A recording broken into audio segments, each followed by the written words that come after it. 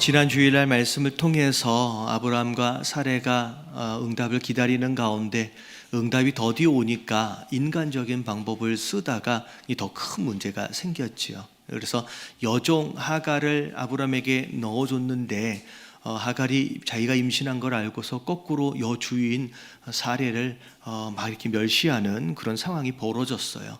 결국 아브라함이 당신의 종이니까 당신이 알아서 하십시오 했더니만 반대로 이제 사레가 이제 하갈에게 복수하는 상황이 벌어지면서 이 집안이 이제 전쟁터가 됐다라고 하는 것이 지난주의 말씀이었습니다. 자, 그런 가운데 임신한 하갈이 여종 때문에 힘들고 괴로우니까 버티다가 어떻게 버렸어요? 그냥 도망쳐 버렸어요. 도망쳐버린 이 하갈, 오늘은 그 하갈에 대한 이야기입니다. 특별히 도망쳐버린 여종 하갈에게 하나님께서 이제 찾아가셔서 또 만나 주시는데 오늘 말씀의 주제는 그 만나 주신 그 하나님 안에서 우리가 깨달을 수 있는 특별한 은혜와 축복들, 그것이 우리 안에 어떻게 누려지고 있는지를 한번 돌아볼 수 있는 그런 시간이 됐으면 좋겠습니다. 자, 1번 우리가 같이 한번 읽어볼게요. 자, 1번 다 같이 시작. 하나님께서는 하갈에게도 은혜를 베푸신다. 오늘 말씀의 시작은 여주인을 피해서 이제 도망친 하갈이 광야 가운데서 하나님의 사자를 만나는 장면이에요. 7절을 보니까 여호와의 사자가 광야의 샘 곁 곧 술길 샘 곁에서 누굴 만나 주셨어요? 이 하갈을 만나 주십니다. 그럼 물어보는 거예요. 어디 갔느냐, 어디서 왔으며 어디로 가려고 하느냐라고 물어보는 이런 장면으로 오늘 말씀이 시작이 됩니다. 사실 하갈은 애굽에서 데리고 온 여종이에요. 하나님께서 직접 이렇게 찾아와 주실 만큼 그동안 어떤 특별한 관계 안에 있었던 사람도 사실 아니었습니다. 더군다나 하갈의 모습을 잘 들여다보면 사실 하갈은 굉장히 이런 여자가 있을까 싶을 정도로 굉장히 비인격적인 사람입니다. 자기가 종의 신부님에도 불구하고 어떻게 임신을 딱 깨닫고 나서 완전히 태도가 돌변해 버렸어요. 자기를 돌봐주고 있던 여주인 사레를 향하여서 어떻게 했어요? 멸시했어요. 무시해 버렸어요. 그런 가운데서 어떻게 보면 내가 아브라함의 아기를 가졌으니까 이제부터 내가 뭐가 된 것처럼 느꼈냐면 내가 갑이다 라는 마음을 가지고 그렇게 사레한테 대했다라고 하는 거죠. 사실 잘 생각해 보면 사레의 마음이 그렇게 편하지는 않았을 겁니다. 어떻게 보면 아무나 골라서 자기 남편에게 첩으로 주지는 않았을 거예요. 그나마 자기가 제일 신뢰하고 믿을 만한 그런 여인을 또 집어넣었겠지요. 근데 그렇게 반대로 이제 어떻게 보면 이제 대해지는 상황들을 볼 때 굉장히 큰 모욕감과 배신감도 아마 느꼈을 겁니다. 나중에 물론 아브라함이 조치를 취했어요. 그래서 응분의 학대를 거꾸로 이제 받게 되어지는 상황인데 이제 그것을 자기가 잘못해서 받는 거거든요. 근데 돌이키기는커녕 어떻게 버렸어요? 그냥 도망쳐 버리는 그런 모습을 봅니다. 그래서 이 하갈의 모습을 잘 들여다보면 굉장히 기회주의자적인 모습들이 굉장히 많이 있고요. 어떻게 보면 경우도 없고 굉장히 사납고 어떻게 보면 자기 감정을 따라 아무렇게나 움직이는 어떤 길들여지지 않은 야생적 기질의 인물이 하갈처럼 이제 느껴지지요. 그래서 실제로 이 말씀을 그냥 쓱 읽어 내려가다 보면 뭐 이런 여자가 다 있나 싶은 생각이 들 만한 그런 여자입니다. 근데 그럼에도 불구하고 이런 여자임에도 불구하고 자, 오늘 말씀을 보니까 하나님께서 하갈을 어떻게 하세요? 찾아가 주세요. 자, 그래서 이걸 뭐라고 부르냐면 이걸 은혜라고 부르는 거예요. 그동안 전혀 관계도 없던 사람이에요. 그리고 되게 못된 사람입니다. 그럼에도 불구하고 오늘 보니까 하나님 찾아가 주세요. 그래서 이걸 은혜라고 부르는 거예요. 여러분 이걸 은혜가 무슨 뜻이에요? 예. 할렐루야. 예. 위에 읽을 필요도 없게 생겨버렸네. 자, 받을 만한 자격이 없는 자에게 뭘 해서가 아니에요. 하나님께서 거저 주신 선물이라는 게 은혜입니다. 하갈이 무슨 자격이 있어요? 그냥 못돼 먹은 여자입니다. 여성 비하적인 발언은 아니에요. 이 사람에 대한 내용이에요. 그러니까 어떻게 보면 그런 사람임에도 불구하고 하나님이 오늘 찾아가 주세요. 그리고 또 무슨 약속들을 또 해주세요. 이게 하나님의 은혜라는 거죠.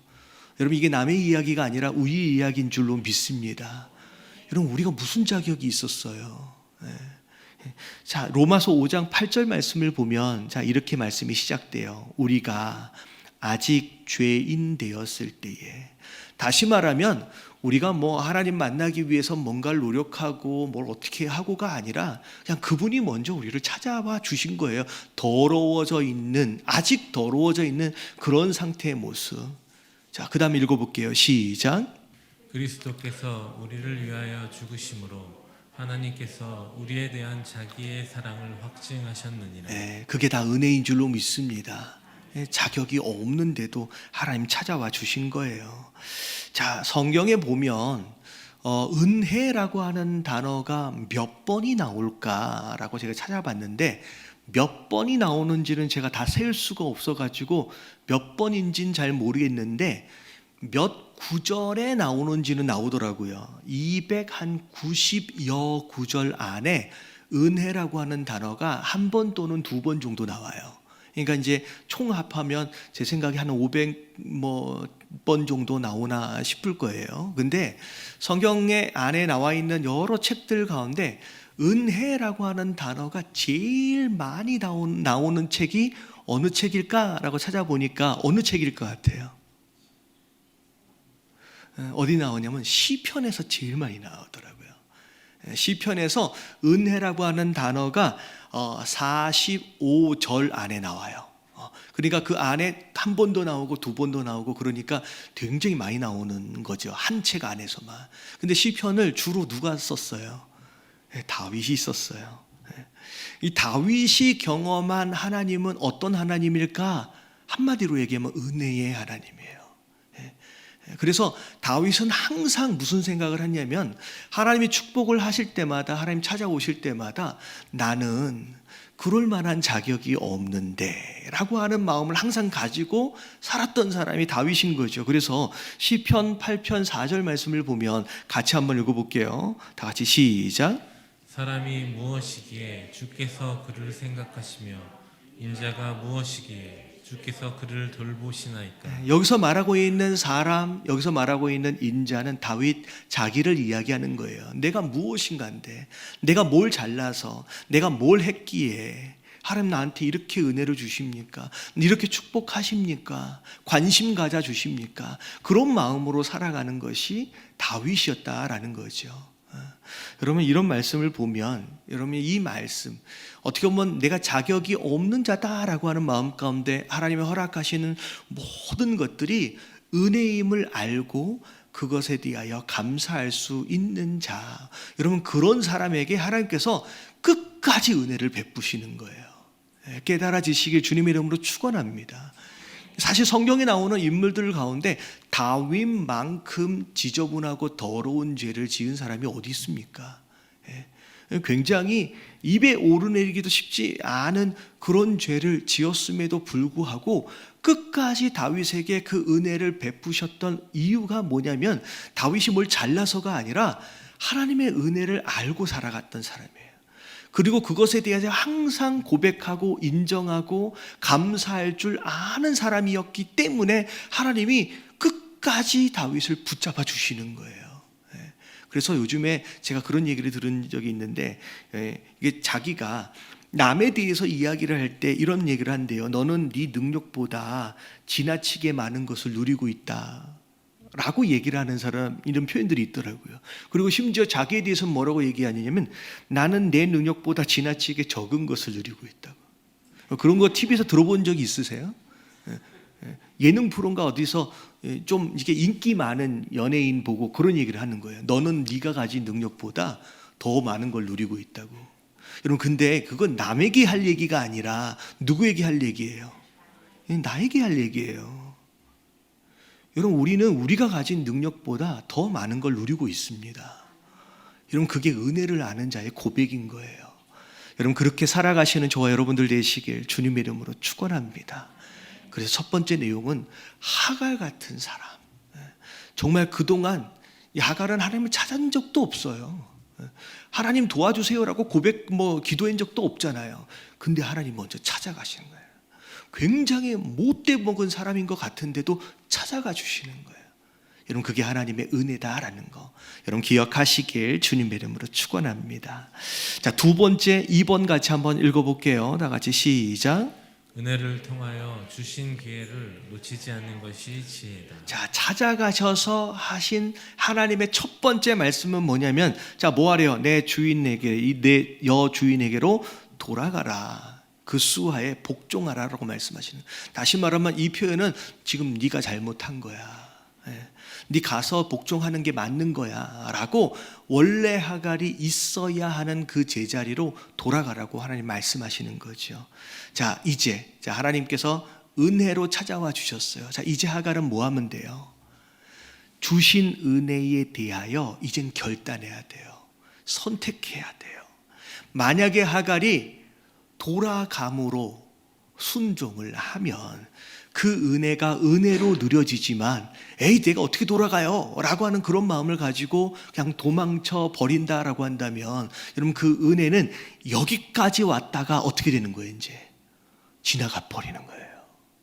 다시 말하면 이 은혜라고 하는 것은 하나님이 누구에게나 허락하시는 특별한 건데 이걸 아무나 다 누리는 것은 아니라는 거죠.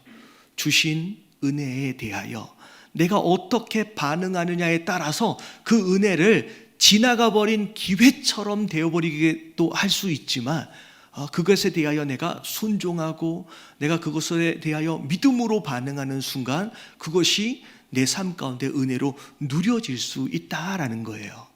여러분, 기회의 형태로 주시는 응답 여러분 기억하시죠? 여러분, 은혜도 마찬가지예요. 그 은혜에 대하여 내가 어떻게 반응하느냐, 여러분 그것이 그 기회를 내 것으로 잡느냐 잡지 못하느냐에 달려 있다는 거죠. 그래서 자, 에베소서 2장 8절 말씀 같이 한번 읽어볼게요. 다 같이 시작. 너희는 그 은혜에 의하여 믿음으로 말미암아 구원을 받았으니 이것은 너희에게서 난 것이 아니요 하나님의 선물이라. 여러분, 구원이라고 하는 기회는 무엇으로 인하여 주어졌냐면 은혜로 인하여 주어진 거예요. 무슨 얘기인지 아시겠죠? 구원이라고 하는 것은 그냥 우리가 원한다고 받아지는 게 아니에요. 구원이라고 하는 것은 은혜라고 하는 것으로 인하여 주어진 기회예요. 근데 중간에 뭐가 있어야 돼요? 믿음으로 말미암아. 그러니까 믿음으로 말미암아 구원이라고 하는 기회가 누려질 수 있다라는 거예요. 그래서 마지막에 하나님의 선물이라고 얘기하는 거죠. 여러분, 하나님께서 여러분 오늘도 여러분들에게 여러분 이 은혜를 통하여 기회를 주고 계시는 줄로 믿습니다. 지금 말씀을 통하여 지금 기회를 주고 계시는 거예요. 여러분, 여기에서 뭐 해야 되느냐? 이 말씀하심을 듣고 믿음으로 반응할 때 그게 내 것이 되는 거예요. 여러분, 내 것으로 누리시는 저와 여러분들 되시길 주님의 이름으로 축원합니다. 심지어 그 다음 내용을 보니까 10절에 보니까 나중에 하나님께서 축복까지 약속을 하십니다.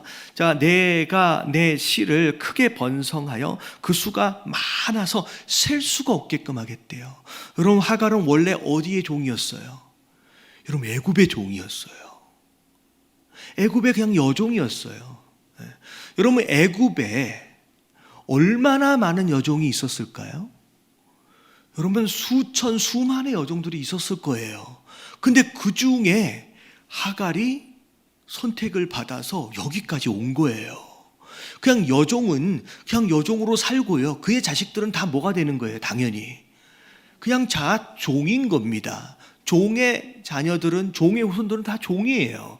근데 여러분, 애굽의 여종에 불과했던 이 하갈은 사실 지금 주인에게서 도망쳐 나와서 생존을 염려해야만 하는 상황임에도 불구하고 하나님은 뭘 약속하셨냐면 너를 통하여 민족이 생긴대요.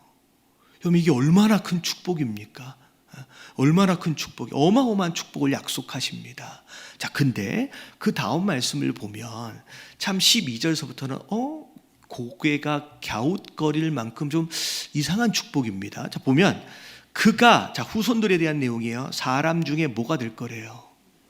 들나귀 같이 될 거래요. 여러분, 들나귀는 길들여진 나귀가 아니라 길들여지지 않은 야생적인 존재예요. 그리고 그의 손이 모든 사람을 치고 모든 사람이 손이 그를 칠지며 그가 모든 형제와 뭐 한대요?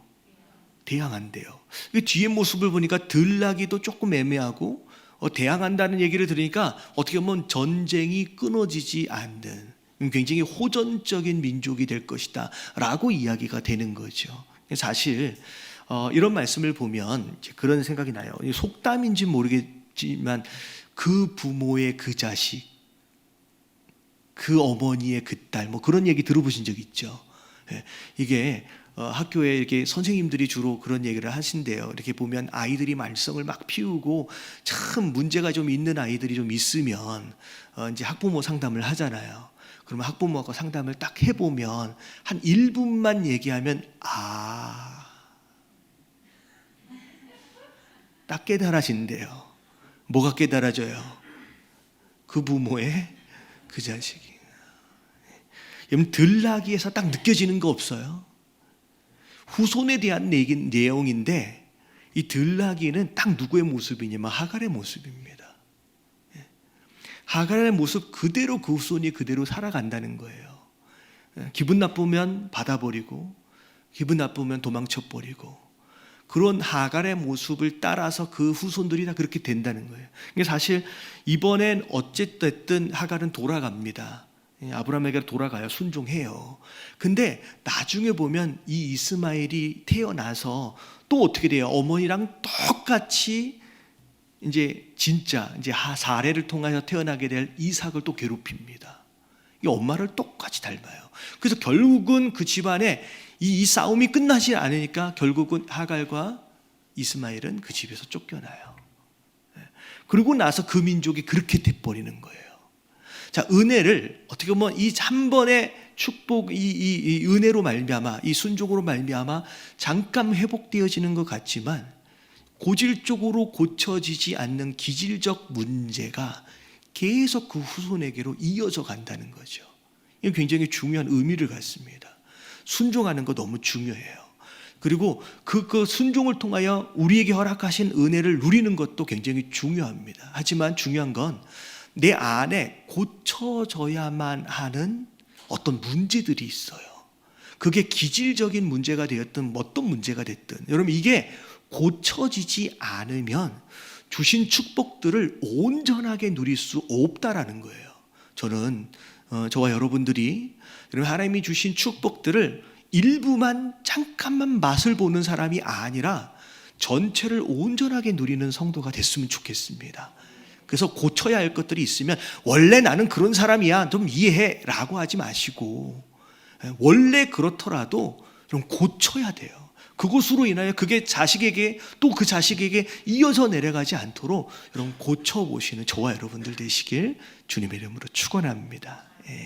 그리고 난 뒤에 13절 14절에 보니까 그럴 때 하나님 허락하신 은혜를 좀 알아요. 그래서 하나님 앞에 감사하며 고백합니다. 나를 살피시는 하나님이라 라고 얘기하면서 또 거기에서 이제 옆에 샘이 있었나 봐요. 그 샘의 이름을 부엘라헤로 라고 이제 정하고 또 감사합니다. 그리고 나서 15절을 보니까 이제 여호와의 사자가 이야기한 대로 다시 이제 돌아와서 아이를 낳고 이스마엘이라고 이름을 붙입니다. 이스마엘이라고 하는 이름의 뜻이 하나님이 들으신다라는 뜻이에요. 하나님이 어떻게 보면 내 고통을 들으신다. 그리고 나서 마지막 16절을 보니까 이 이스마엘을 낳았을 때의 아브라함의 나이가 몇 살이었어요? 86세. 그러니까 가나안에 이제 도착한 지, 가나안에서 거주한 지 이제 벌써 11년째가 되었다라고 하는 것으로 오늘 말씀이 마무리가 돼요. 자, 근데 오늘 이 말씀을 통하여 한 가지만 더 우리가 좀 짚어보면 좋을 만한 내용이 있어요. 그게 이제 3번입니다. 자, 3번 다 같이 한번 읽어볼게요. 다 같이 시작. 소년 다윗 증후군을 고쳐야 더 성장할 수 있다. 자, 소년 다윗 증후군, 여기 뭐 성경에 나오는 이야기도 아니고요, 뭐 어디 신학책에 나와 있는 얘기도 아니고 그냥 제가 만든 이야기예요. 단어예요. 근데 뭐 이게 제가 만들었다 그러니까 또 이단인가 뭐 이렇게 염려하지 마시고 잘 한번 들어보시면 좋을 것 같아요. 소년 다윗 증후군이라고 하는 것이 이제 어떤 의미에서의 단어냐면, 우리가 성경을 볼 때, 특별히 인물들에 대해서 이렇게 볼 때 굉장히 편향적인 관점에서 보는 경향이 있다는 거죠. 성경에 나오는 아브라함이나 다윗이나 뭐 요셉이나 어떻게 보면 주인공처럼 이제 보여지는, 또 하나님의 사람처럼 보여지고 되게 착한 사람처럼 보여지는 인물에 대해서는 내 얘기구나라고 생각해요. 근데 반대로 성경에 오늘 말씀이 나오는 것처럼 하갈이나 이게 뭐 이제 골리앗 같이 지금 악역을 담당하는 그 누군가의 등장에 대해서는 뭐라고 생각하냐면, 이건 내 얘기가 아닌 것처럼 생각하는 경향이 있다는 거예요. 그래서 이게 소년 다윗 증후군, 다윗의 어린 시절, 이거 나에 대한 내용이네 라고 편향적으로 보는 경향이 있다는 거예요. 특별히 오늘 말씀을 보니까, 하갈의 모습을 보니까 뭐 이런 여자가 돼 있을까? 되게 못됐네, 마치 나랑 전혀 상관이 없는 정말 나쁜 이상한 여자의 이야기처럼 듣는 경향이 있다는 거예요. 근데 우리가 진짜 뭐 신중하게 한번 생각해 보자는 거예요. 우리가 과연 다윗의 경우 솔직히 닮은 거라고는요, 작고 힘 없는 것 외에 그다지 별로 닮은 게 별로 없는 것 같아. 그리고 요셉 같은 경우를 보면 하는 일마다 잘 안 되고 꼬여지는 상황의 모습 외에는 그다지 별로 닮은 것이 없는데, 작고 힘없는 것, 하는 일마다 잘 안 되는 것, 요것만 보고 마치 내가 다윗인 것처럼, 내가 요셉인 것처럼 생각을 하는 경우들이 있다는 거예요. 근데 오늘 오히려 볼 때 골리앗 같은 경우에는 뭐래요? 힘이 세고 큰 것 외에는 우리 안에 골리앗적인 요소들이 굉장히 많습니다. 그리고 하갈도 마찬가지예요. 여종이다라고 하는 것 외에는 그 하갈 안에, 우리 안에 하갈 되어짐의 모습이 굉장히 많다는 거예요. 그래서 성경의 인물들을 볼 때 그렇게 다윗은 내 얘기고, 하갈은 남의 얘기고, 골리앗은 남의 얘기고, 요셉은 내 얘기고, 이런 식으로 편향적으로 보면 굉장히 중요한 어떤 의미들을 놓칠 수 있다라는 거예요. 자, 솔직히 오늘 말씀에서 함께 나누고 있는 이 하갈 안에 우리의 모습이 너무 많이 있어요. 내가 을의 위치에 있었을 때는 굉장히 겸손한 척을 하죠. 근데 어느 순간 상황이 바뀌어서 갑의 위치에 딱 올라가면 어떻게 돼요? 우리의 태도가 확 바뀌어요. 굉장히 기회주의적인 모습들이 우리 안에 얼마나 많냐는 거죠. 굉장히 계산적이에요. 하갈이 얼마나 계산적이에요. 내가 아브라함의 아기를 가졌어. 자, 이제는 하갈과 만약에 사례가 어떤 상황이 되어졌을 때 아브라함은 누굴 선택할 거라고 생각하는 거예요? 내가 그의 아기를 가졌으니까 나를 선택할 거야 라고 하는 계산적인 상황 안에서 나오는 태도예요. 내가 이젠 갑이다라는 생각. 여러분, 이런 모습들이 우리 안에 얼마나 많냐는 거죠. 이성적이지 못해요. 오히려 감정을 따라서 내가 원하는 대로 아무렇게나 움직입니다. 싸납습니다. 길들여지지 않았어요. 싫으면 받아버려요. 기분 나쁘면 도망쳐버립니다. 여러분, 이런 모습이 우리 안에 얼마나 많냐는 거죠. 근데 우리는 의도적으로 그걸 거부해요. 마치 이상한 여자의 이야기인 것처럼. 근데 오늘 말씀의 마지막 부분은 그런 거예요. 우리 안을 잘 들여다보면 우리 안에 하갈됨의 모습이 너무 많다는 거죠. 막연하게 내가 다윗이다, 아브라함이다, 요셉이다 라고 그냥 짚어놓고 결정해놓고 성경을 보기보다는 성경에 나오는 수많은 악인들 안에서도 그 안에서 하나님께서 말씀하고자 하시는 여러분 쓴소리를 여러분 들을 수 있어야 들을 수 있어야 한다는 거예요. 여러분 하갈 안에 담겨있는 하나님의 쓴소리가 있어요. 골리앗 안에 담겨있는 하나님의 쓴소리가 있어요. 여러분 이걸 들을 수 있을 때 여러분 우리 삶에 진정한 변화가 일어나는 거예요. 여러분 깨달아지시길 주님의 이름으로 축원합니다. 그래서 잠언 19장 20절에 지혜가 뭐가 지혜냐? 같이 한번 읽어볼게요. 시작. 너는 권고를 들으며 훈계를 받으라. 그리하면 내가 필경은 지혜롭게 되리라. 뭐가 지혜래요? 여러분 권고, 훈계 이거는 듣기에 좀 힘든 이야기들이에요. 근데 오늘 등장하고 있는 이 하갈 안에서 그리고 골리앗 안에서 하나님께서 말씀하시고자 하시는 그 권면과 훈계, 그 쓴소리를 우리가 들을 수 있을 때 그때 우리가 성숙해지고 그때 지혜로울 수 있다라는 거예요. 여러분 옆에 계신 분들에게 인사 좀 해주세요. 다 우리 이야기입니다. 남의 이야기가 아니에요. 다 우리 이야기예요. 여러분 깨달아지시길 주님의 이름으로 축원합니다.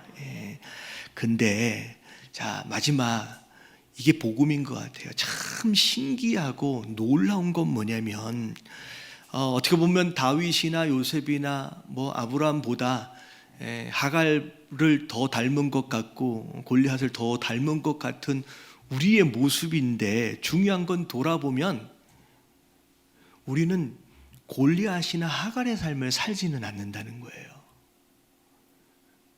무슨 얘기인지 아시겠어요? 우리가 누굴 더 닮았어요?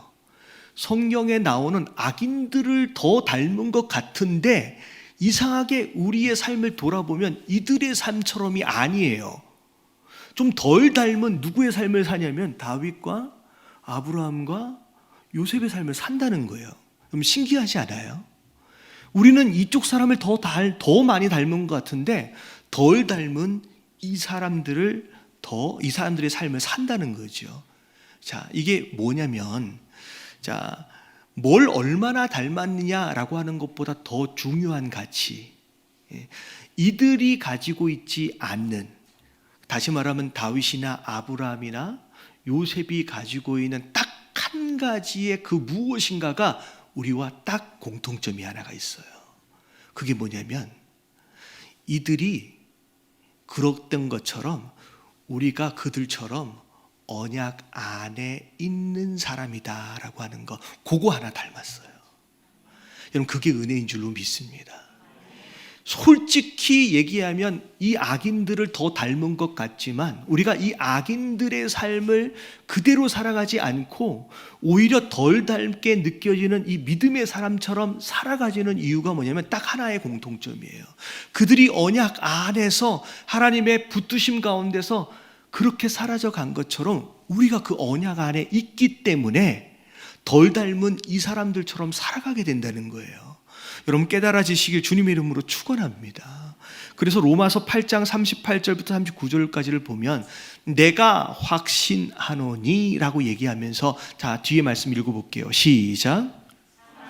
생명이나 천사들이나 권세자들이나 현재일이나 장래일이나 능력이나 높음이나 깊음이나 다른 어떤 피조물이라도 우리를 우리 주 그리스도 예수 안에 있는 하나님의 사랑에서 끊을 수 없으리라. 일단 사랑 안에 들어와 버리면, 언약 안에 들어와 버리면 그 무엇도 우리를 끊어낼 수 있어요, 없어요? 없다라는 거예요. 그것에 대한 확신이에요.